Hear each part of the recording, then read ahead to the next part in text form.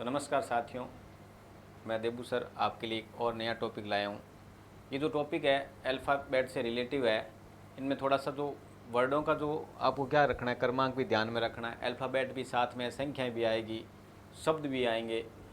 तो इस टॉपिक के अंदर क्या रहेगा, कोडिंग और डिकोडिंग होता क्या है ये पहले समझ लेना है। अब देखो, जो टॉपिक का नाम दे रखा है आपको, ऊपर लिख रखा है कोडिंग और डिकोडिंग, यानी कोडिंग और डिकोडिंग। इसका हिंदी में नाम होता है सांकेतिक भाषा। सांकेतिक भाषा का मतलब हो गया, जैसे नॉर्मली हम घर में देखते हैं कि किसी का नाम होता है, किसी को क्या कहते हैं, कालू कह दिया, ये क्या है, उसका कोड हो गया। ओरिजिनली उसका नाम कालू नहीं होता, जैसे कलर से क्या काला है तो फिर उसको क्या बोल देंगे, कालू बोल देंगे, या कोई भी और। जैसे नॉर्मली हम आजकल में क्या देखते हैं, इंस्टाग्राम पे देखते हो, बिल्कुल लिखा होता है साफ साफ, जिससे कभी देखते हो इनोसेंट गर्ल, क्यूट बॉय, और जो ये जितने भी है ना, ये क्या होते हैं, इनके कोड दिए होते हैं। इनका मतलब इनका नाम रियलिटी में ये नहीं है, अन्य नाम से जानना क्या कहलाता है, कोडिंग और डिकोडिंग कहलाता है। यानी जैसे कोई शब्द दे दिया, उसको आगे कोई और नाम दे दिया, तो उसका वो क्या है, कोड होता है।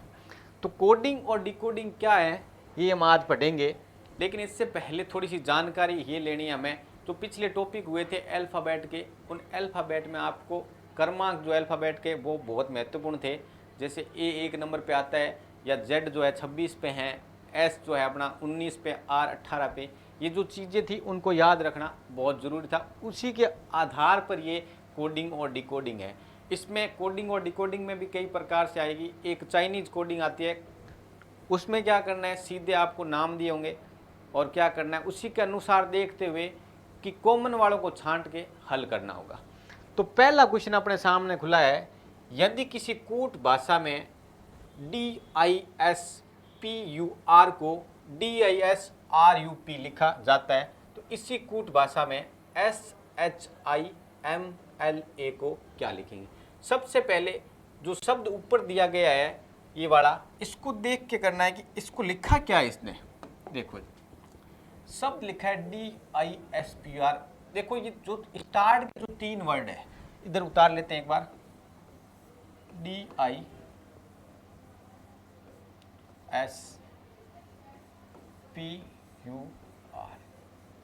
इसको लिखा क्या है, DISRUP।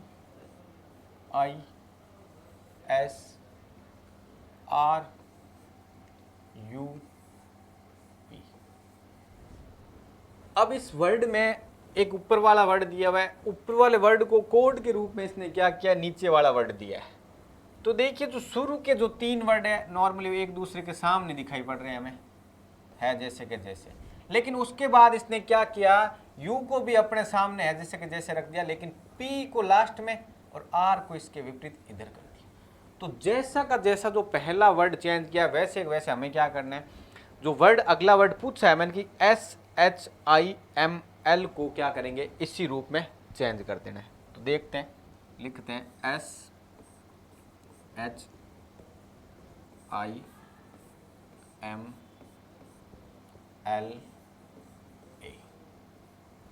उसके बाद आप ऑप्शन चेक करना। ऑप्शन कैसे चेक करने कि ऑप्शन में क्या किया, थोड़ा सा दिमाग लगाना। ऑप्शन में देखना कि पहले वाले जो 3 वर्ड थे उनको सेम रखा है, यानी कि जो अपना जो अगला वर्ड जो पूछा गया वर्ड है जिसका हमें आंसर देना है, उस वर्ड के हिसाब से एक बार ऑप्शन जरूर देख लेना। हो सकता है ऑप्शन में सीधा देखते आंसर मिल जाए। तो कहने का मतलब SHI अपनी सेम जगह पर कौन कौन से आंसरों के अंदर दिए हुए हैं, लेकिन जो यहाँ दिए हुए हैं मात्र और मात्र एक पहला जो दिख रहा है उसमें क्या दिया हुआ है, केवल SHI दिया हुआ है। यानी कि आपको सीधा का सीधा यहां से आंसर क्या मिल जाता है, SHIALM। लेकिन यहां से आंसर तो मिल गया, लेकिन हो सकता है कभी कभी क्वेश्चन के अंदर मान लो यहाँ SH और I लिख दे, यहाँ भी SHI लिख दे, यहाँ भी क्या करेगा, मान लो SH और I लिख दे। उस स्थिति में क्या करना है,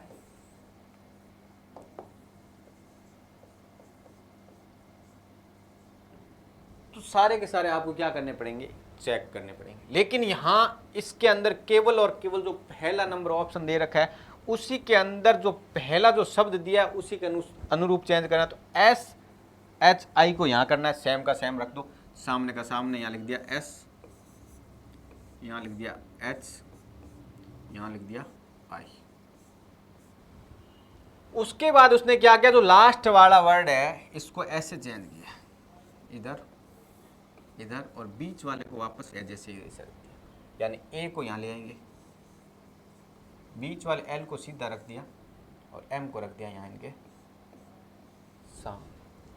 अब देखो जैसे ही आप इसको हल करोगे तो इसका आपको जो ऑप्शन नंबर 1 है वो राइट आंसर बनता है। लेकिन यहाँ समय खराब करने की आवश्यकता नहीं पड़ेगी। जब ऑप्शन में क्या नहीं दिया हो, पहले 3 वर्ड देख लेना। अगर पहले 3 वर्ड इन ऊपर वाले के अनुसार दिए हुए हैं तो सीधा का सीधा आपका आंसर नंबर फर्स्ट क्या हो जाता है, राइट आंसर हो जाता है। तो आगे चलते हैं क्वेश्चन नंबर 2 के अंदर। क्वेश्चन नंबर 2 दिया हुआ है आपको, ऊपर एक वर्ड दिया हुआ है जो कि यदि किसी कोड भाषा में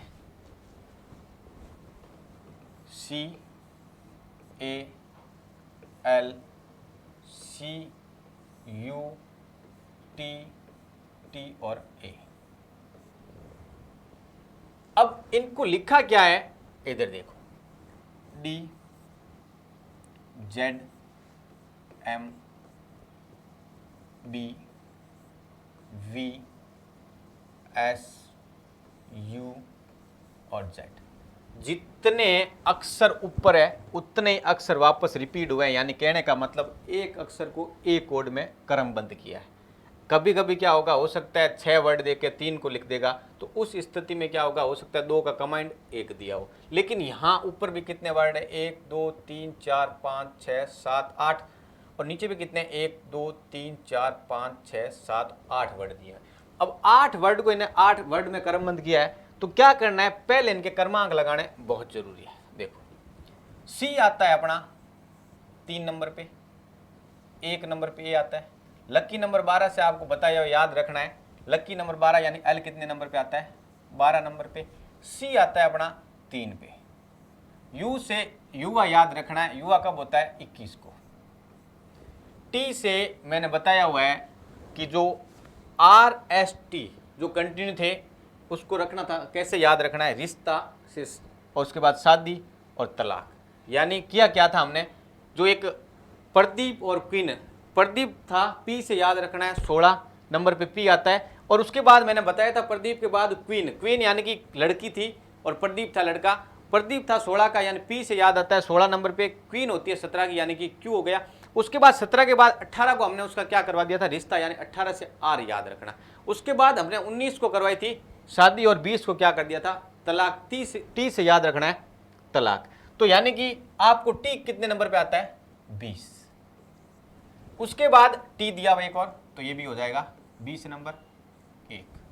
अब डी आता है 4, जेड नंबर लास्ट वाला अक्षर जो होता है 26 नंबर।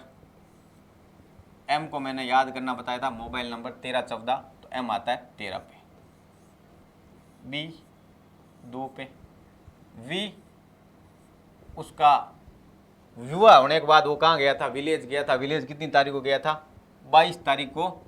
वो गांव जाके किससे मिला था, वुमेन से। वुमेन का मतलब डब्ल्यू से याद रखना कितने नंबर पे आता है, 23 पे आता है। एस से बता रखा है, एस आता है 19 पे, और यू आता है युवा 21, और जेड आता है अपना 26 नंबर पे।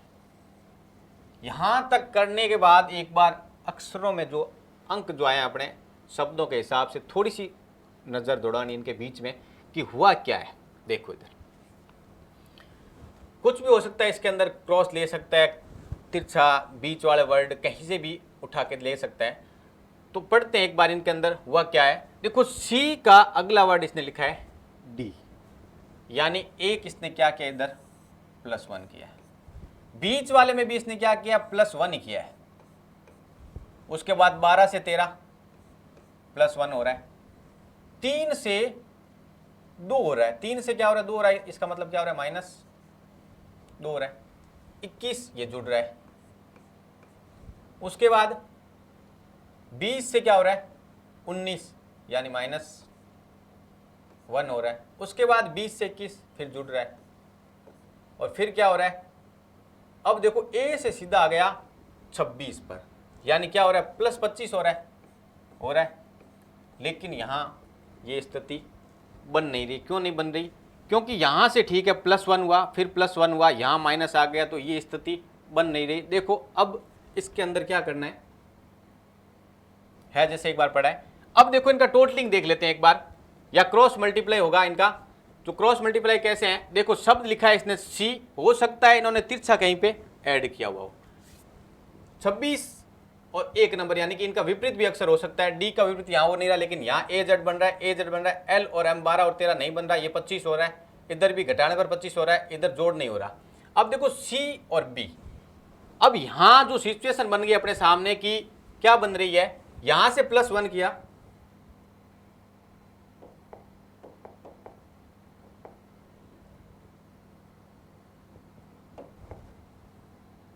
क्रमांक लिखना एक बार नीचे की तरफ, ऊपर वाले 3 1 12 3 21 20 और एक बार 20 और 1, उसके बाद इसके नीचे 4, उसी के नीचे 26, उसके बाद 13, उसके बाद 2, उसके बाद वी आया अपना 22 पर, उसके बाद 20 के सामने आया 19, उसके बाद आया यू के सामने 21, 21 के सामने इधर आया 26। अब देखो टोटल वर्ड अपने सामने है 8। अब इसने किया क्या है, हो सकता है ऐसे क्रॉस करके ऐसे क्रॉस रख दिया हो, यानी या तो दो वर्ड हो सकता है क्रॉस किया हुआ हो, या कोई एक वर्ड जो एक दूसरे से क्रॉस, या तो सीधा 20 से एक बार इधर ट्राई करते हैं, 20 और 4 24 हो रहे हैं, इधर 3 और जाओगे 26, नहीं मिल रहा है। अब देखिए क्वेश्चन के अनुसार यहाँ से एक बार अपने तरीका देख लेते हैं।